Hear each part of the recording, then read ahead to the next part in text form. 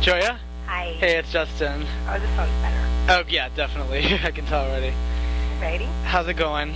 Oh, it's going great. Good. So you're looking at boats? Yeah, we're looking at it for like a business sort of an investment. Oh, okay. That's like a catamaran.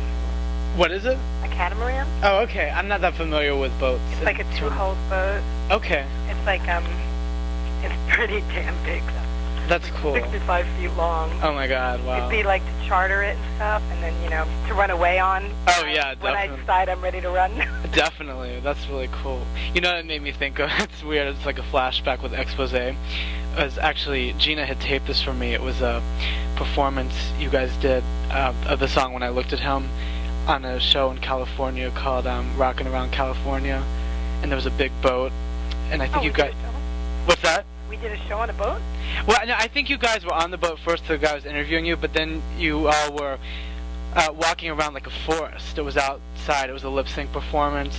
And I remember, you guys were cracking up. I remember it. Yeah, because you guys... I remember it. No, I think I do remember. Because you guys were cracking up at the end. I guess it was just like the setting was really funny because it was like, a lot of trees around and just, you guys were standing against a fence, leaning over it, singing the song. And I think I remember. Yeah, it just made me think of that. It was funny. I know last time I spoke to Gina on email, she said there wasn't a label per se involved, but then I noticed actually an ad in the current issue of DMA where you were in an ad with other artists for Nebulous Records. If they're interested in putting this, putting me out there. The label would be G Records, it's a subsidiary of Gioia Inc. or Gioia LLC. Okay. But it's not a major label, so I don't know if that makes any difference. Well, but are there any actual plans to put it out on there officially, I guess would be the question. Well, officially it'll be on my website going through Amazon CD now. Okay.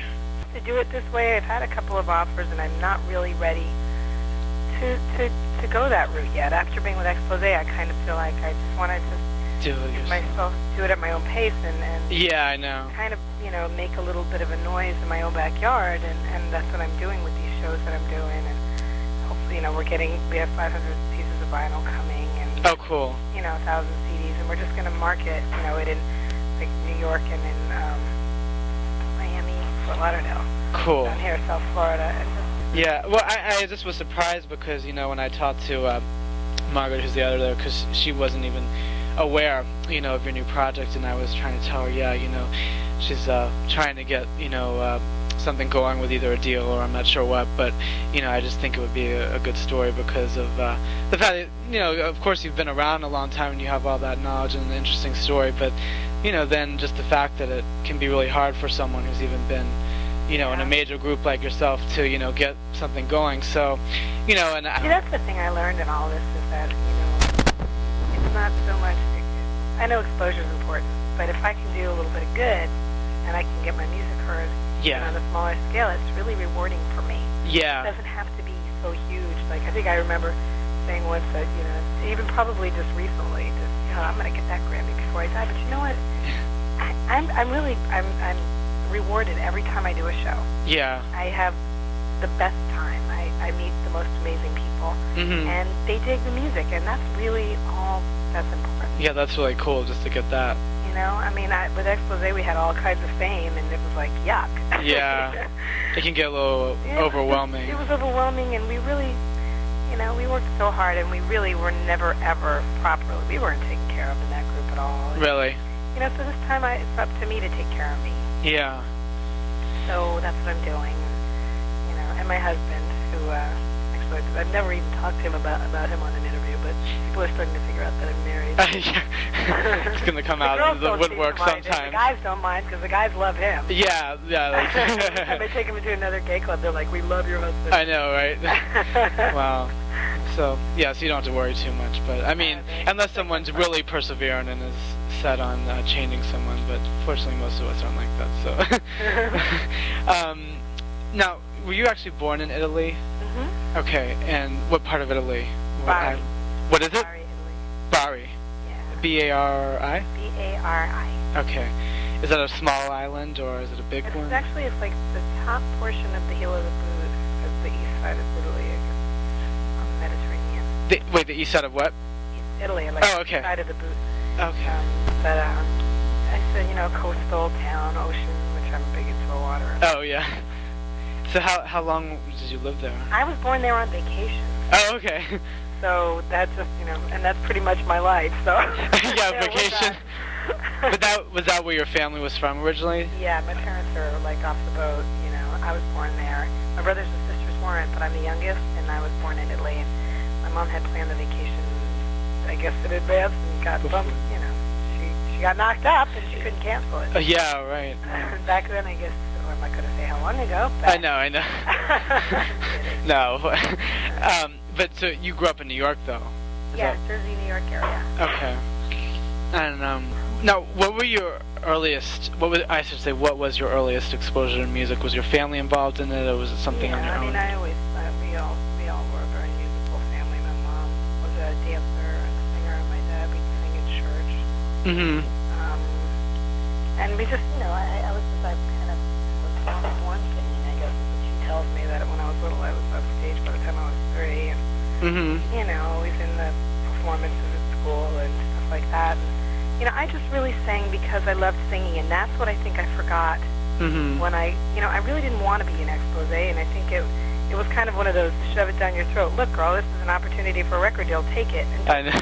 But that was stupid, and although I had a great time and I don't regret it, I think that when I was singing and when they found me, I wasn't really interested in record deals, and I wasn't looking for a record deal. I was just singing, and because I loved it. Were you singing in nightclubs at this time in New York or something? Yeah, different bands, and just having a freaking blast, and I lost sight of that. And when I joined Expose, it was real fun and exciting at first, and then it was all business, and then I fell out of love with singing for a little while. And, it was like work, and then bam, the day came when I lost my voice, and then boy, did I love singing again. Oh, but yeah. I couldn't.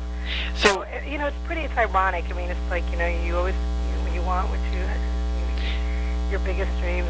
Sometimes it's your biggest nightmares. Yeah.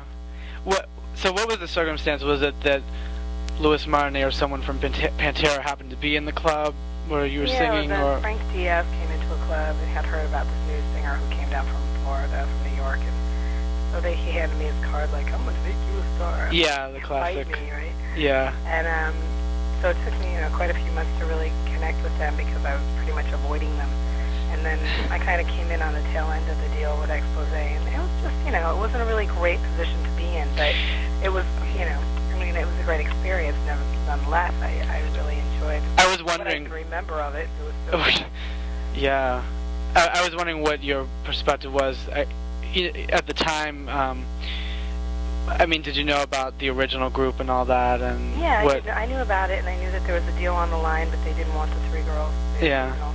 So it's like, hey, if a door closes, another one opens, and I'm sure for all of them, they've moved on. But here I am, and I'll tell you what, it's pretty cool. I've been going to clubs, and I actually sing, 1 or 2 Expose songs or pieces of them, and it's pretty fun to see the reaction. Yeah, definitely. As you know, I'm sure from the mailing list, there's still a lot of fans who have stayed really, into the sound and the group, and and not just the mailing list too. What's that? Well, I have a good time with the message board on my website. Have you checked out the? You've checked out. Yeah, I've checked out the site. It's cool. I always write to people or screw around with them and stuff, and it's a lot of fun. I couldn't do that with it. We didn't have, well, of course, we weren't internet. Well, yeah. But I'm sure that even back then, I wouldn't have been as involved in anything directly with the fans. Yeah. Let's see. So, what would you say were the main aspects of the business that either took you by surprise, upon getting into the whole Expose experience? Well, the fact that you can sell 5 million records and not make any money, that was a shock. Yeah. We made a little bit, certainly. It was just ridiculous how much, I guess especially with a situation like that where you were not only going through the label but through a production deal as well, probably. Yeah. And there's so many parties involved. Yeah. Oh. And then the 3 of us, I think that's 2%. In total, right? No, not in total. Oh, okay, good. I think it was 2 each. Okay, that's good. I hope it's not like 2 1/3 points. I've never told anybody this information. Yeah. I think it's funny now.